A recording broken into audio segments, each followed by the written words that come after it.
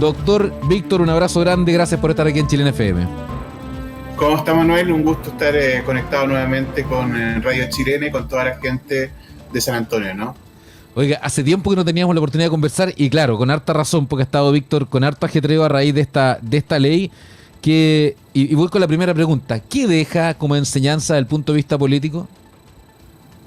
O sea, a ver, claramente aquí hay una cuestión que hay que recordar, ¿no? Desde el año 2010 el Tribunal Constitucional establece la eliminación de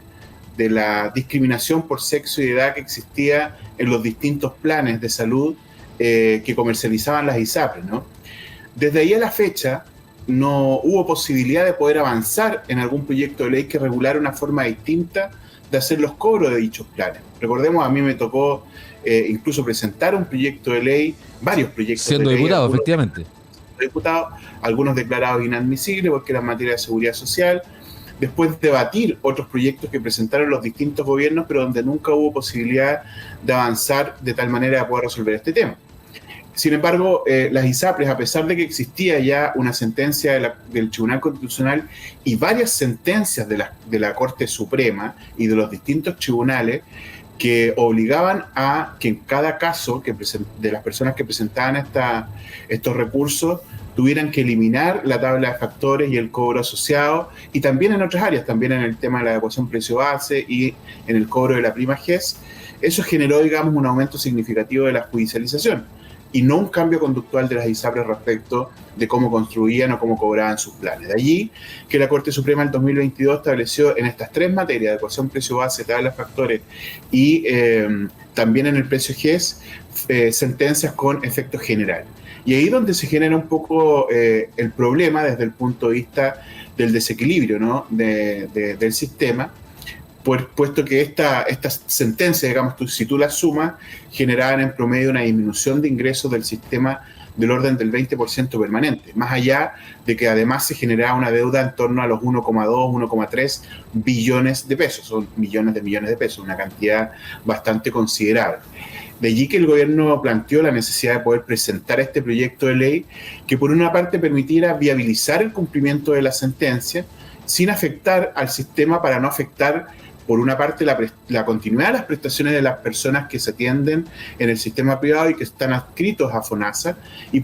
a las ISAPRES, y por otro lado no afectar a las clínicas privadas que, producto de las deudas que tienen las ISAPRES, que podrían no haber sido pagadas si se generaba, digamos, una caída del sistema, algunas, sobre todo en regiones, podían quebrar, afectando tanto a las personas de ISAPRE como también pacientes de FONASA. En regiones, el 80% de las atenciones de las clínicas privadas son de pacientes que están en FONASA. Por lo tanto, se generaba un problema también hacia el sistema público, porque eso iba a engrosar entonces la lista de espera de los hospitales y consultorios. Por lo tanto, sí había una situación riesgosa, bien compleja, que había que resolver. Y por otro lado, el gobierno también toma la decisión de fortalecer el FONASA, que es lo que estabas planteando tú y que me parece bien importante, porque debido a una migración en los últimos 2 años de alrededor de 600.000 personas del sistema de ISAPRE a FONASA y la llegada de 400.000 más, o sea, en 2 años FONASA creció en 1 millón de personas ya adscritas al sistema,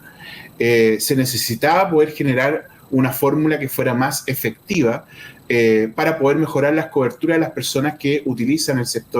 el sistema privado, los prestadores privados, pero que están en FONASA, ¿no? Yo lo que decía recién, el 80% de las prestaciones clínicas en regiones en promedio son pacientes de FONASA, pero las coberturas son menores que las que otorgaban las ISAPRES, ¿ya? Habitualmente, cuando uno cancela, digamos, una prestación cerrada, o sea, en una clínica, por ejemplo, el FONASA cubre hasta el 50%. En cambio, con esta modalidad que se está construyendo, que es una modalidad de cobertura complementaria, o sea que tú puedes adicionalmente a tu 7% incorporar una prima adicional, poder obtener coberturas similares a las que otorgan hoy día las ISAPRES, pero manteniendo los beneficios del FONASA, o sea, la gratuidad en el sistema público, toda la venta que hoy día hay de medicamentos,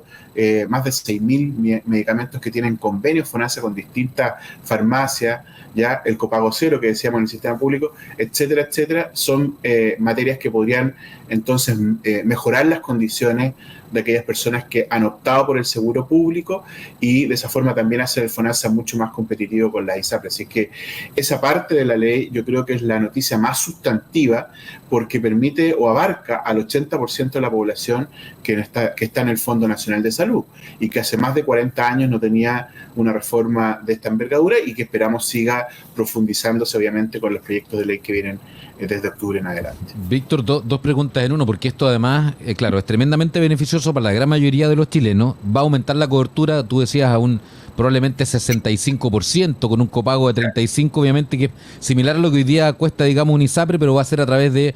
FONASA. Pero además, este seguro, que ustedes lo han denominado, y lo tengo aquí anotado para no equivocarme, modalidad de cobertura complementaria, el MSC,